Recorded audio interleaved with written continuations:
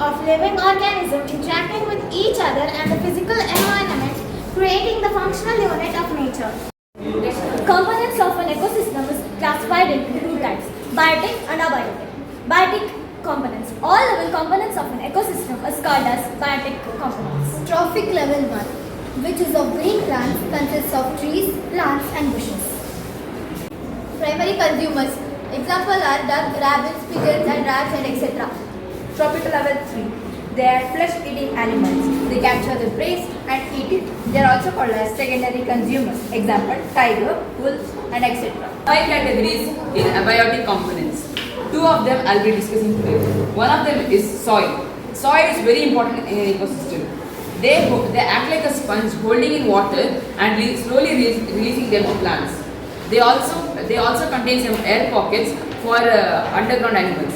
Next is temperature. Temperature is much important in ecosystems. If the temperature is way too low, the photosynthesis in plants will be too low and the animals will start hibernating. If the temperature is way too high, the decomposition rate of dead and decaying animals will be too high. Sunlight is the most important source of primary energy which provides for all organisms.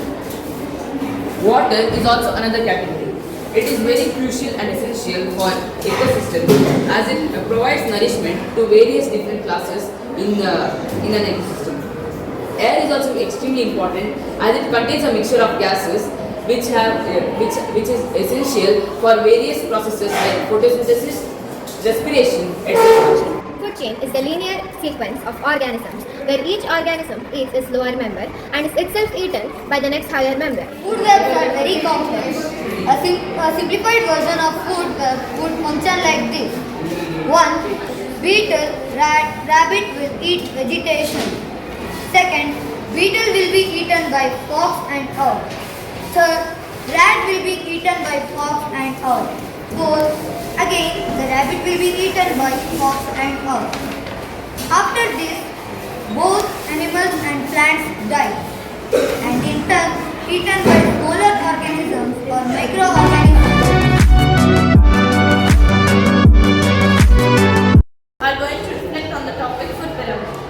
So, the food pyramid shows the feeding relationships between the animals in a habitat, starting from the lowest level, reaching to the top. This pyramid helps us understand the food chain and how energy flows from plants to animals. So, without plants at the bottom, the animals at the top would not survive. Hence, this